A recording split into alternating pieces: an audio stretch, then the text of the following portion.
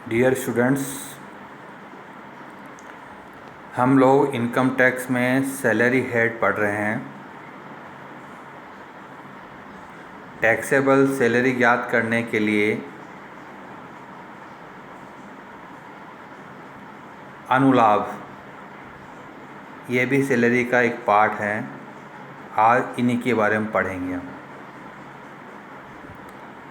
अनुलाभ या परकेजिट्स।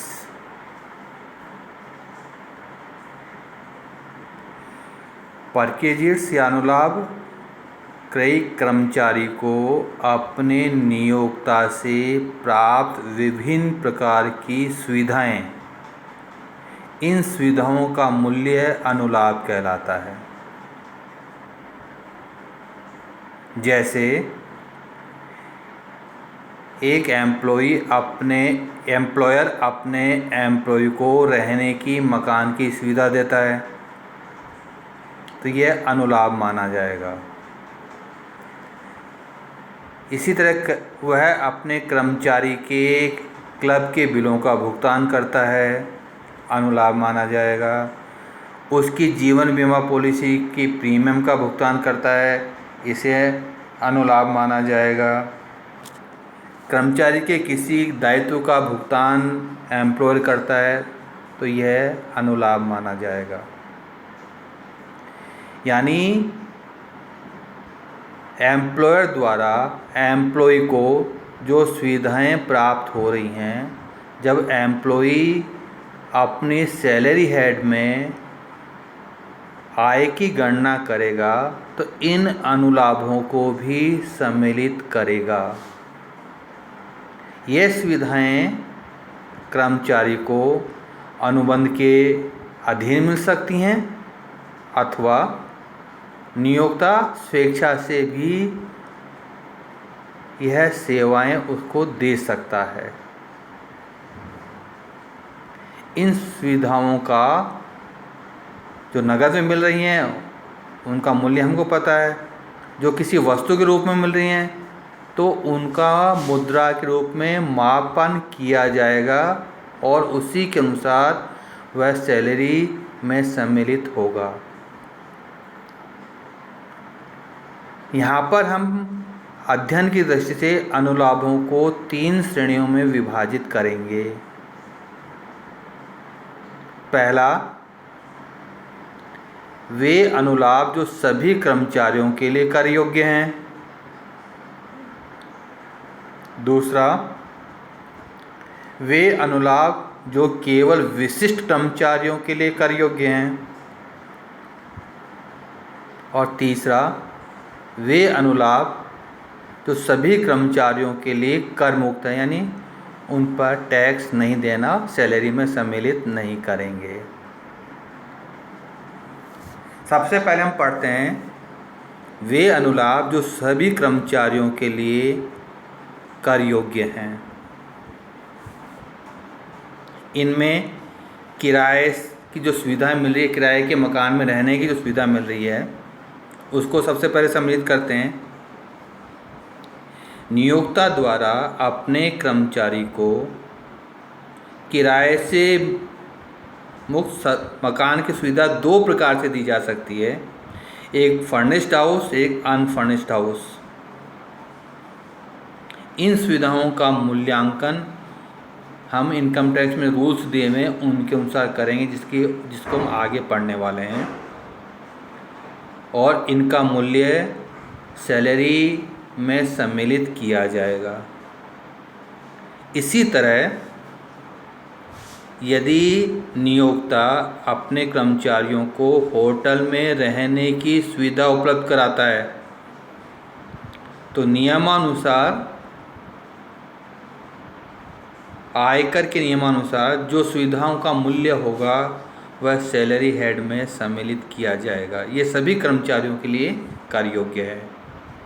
इसी तरह कोई नियोक्ता अपने कर्मचारियों के दायित्वों का भुगतान करता है, जैसे कर्मचारी के बच्चों की शिक्षा के व्ययों का भुगतान, कर्मचारी के नल पानी बिजली के बिलों का भुगतान, कर्मचारी के होटल या क्लब के बिलों का भुगतान, कर्मचारी को ने कोई लोन रखा, उस लोन का भुगतान, कर्मचारी को कोई नौकर रख रखा है कर्मचारी ने, उसके वेतन का भुगतान, ये सभी जो सुविधाएं या इन दायित्वों का भुगतान जिनका नियोक्ता ने किया है,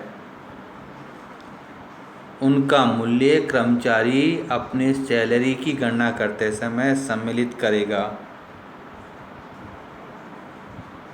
इसी तरह कर्मचारी के जीवन की बीमा प्रीमियम का भुगतान यदि नियोक्ता द्वारा किया जाता है तो यह भी सभी कर्मचारियों के लिए कर योग्य होगा।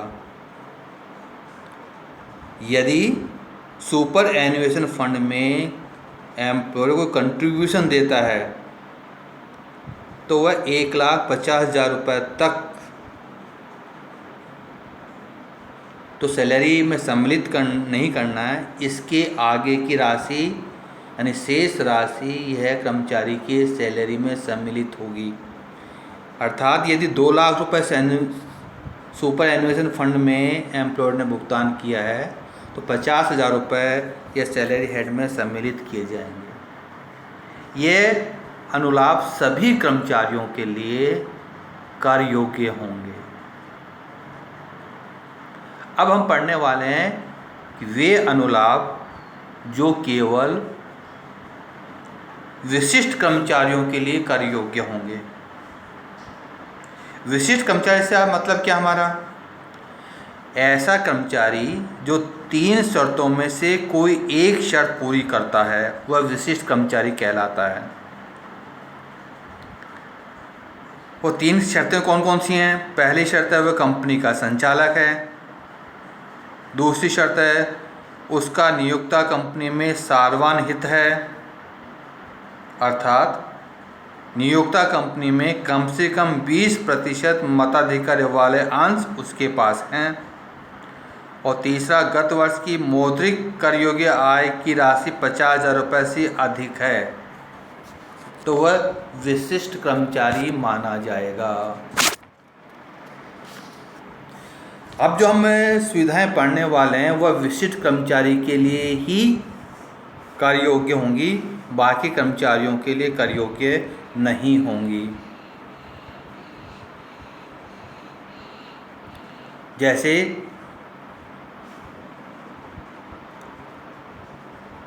कर्मचारी के बच्चों को शिक्षा की सुविधा, बिजली पानी गैस की सुविधा, घरेलू नौकरी सुविधा, मोटर कार की सुविधा। कर्मचारियों को सुविधा देने और कर्मचारी के दायित्व भुगतान करने में अंतर है। हमने जो इससे पहले पढ़ा है यही बिंदु पढ़े थे, लेकिन उसमें पढ़ा था कर्मचारी के दायित्वों का भुगतान, यानी हमने एम्प्लॉयर ने अपने बच्चों की फीस चुकाई और फीस का भुगतान कर दिया नियोक्ता ने, तो ये उसके दायित्व का भुगतान माना जाएगा। लेकिन कंपनी से जो एम्प्लॉयर से हमारा एग्रीमेंट हुआ उस एग्रीमेंट में लिखा हुआ है कि यह सुविधा एम्प्लॉयर देगा, बाध्यता नहीं है, सुविधा दी जा रही है तो यह इस हेड में कर योग्य होगी, यानी विशिष्ट कर्मचारियों के लिए कर योग्य मानी जाएगी। यदि कर्मचारी को एक से अधिक नियोक्ता से वेतन मिलता है तो विशिष्ट कर्मचारी निर्धारण में सभी नियोक्ताओं से प्राप्त वेतन को सम्मिलित करेंगे, यानी विशिष्ट कर्मचारी के लिए जो 50,000 रुपये की राशि है वह सभी नियोक्ताओं से प्राप्त वेतन के बदले जो पैसा मिला, राशि मिली है, वह सम्मिलित की जाएगी। और तीसरा भाग जो हमने पढ़ा था वो पढ़ा सभी कर्मचारियों के लिए कर मुक्त अनुलाभ,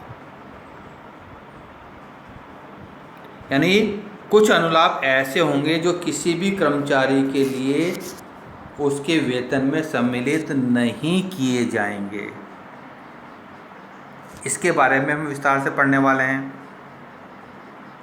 एक छोटा सा उदाहरण के द्वारा आपको समझा देता हूँ कि किस प्रकार अनुलाभ की राशि की गणना हम करते हैं। जो मैंने आपको PDF नोट्स भेज रखे हैं उस नोट्स में एक एग्जाम्पल दिया हुआ है। यदि आप अपने व्हाट्सएप खोल लें और नोट्स के अंदर देखिएगा, एक उदाहरण दिया हुआ है।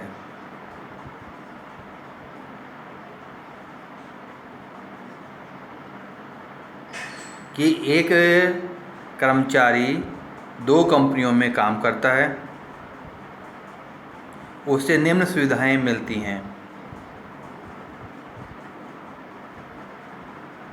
उसकी बेसिक सैलरी एक कंपनी में 50,000 है, दूसरी में 30,000 है।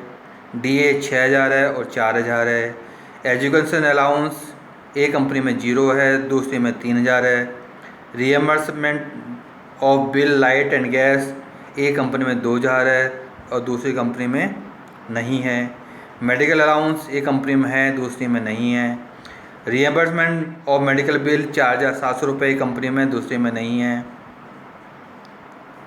और रिकॉग्नाइज्ड प्रोविडेंट फंड में सहयोग मिला है एम्प्लॉयर का 2,000 रुपये एक कंपनी में और दूसरी कंपनी में 1,200 रुपये। और रेंट फ्री अकाउंट से मिली है 5,000 रुपये। आपसे कहा गया ये कर्मचारी उपरोक्त कंपनी में संचालक है, यानी विशिष्ट कर्मचारी हो गया।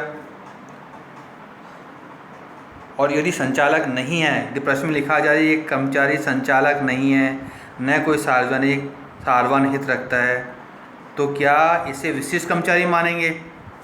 तो विशिष्ट कर्मचारी मानने के लिए उसका वेतन 50,000 रुपये होना चाहिए। आपको देखो बेसिक सैलरी एक कंपनी में 50,000 है, तो एक कंपनी के लिए तो वह विशिष्ट कर्मचारी है ही। आपको क्वेश्चन में नियम बताया था कि सभी नियोक्ताओं से जो उसको राशि मिली है उनका योग 50,000 रुपये से अधिक है तो वह विशिष्ट कर्मचारी है। तो यह हमारी दृष्टि से विशिष्ट कर्मचारी माना जाएगा।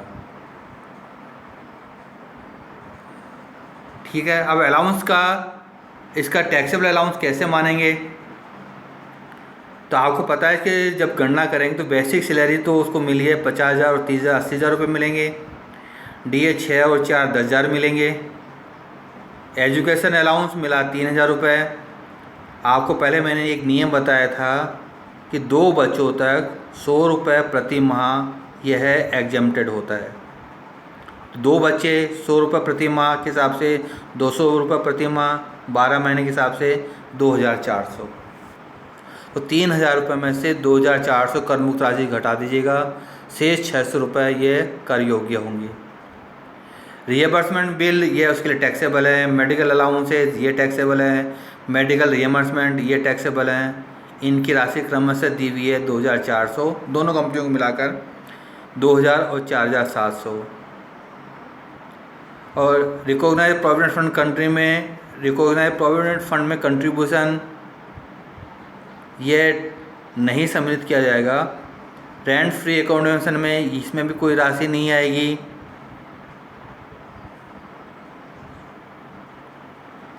इस प्रकार उसकी मॉनेटरी इनकम 99,700 रुपये मानी जाएगी। तो आपको विशिष्ट कर्मचारी का मतलब समझ में आ गया।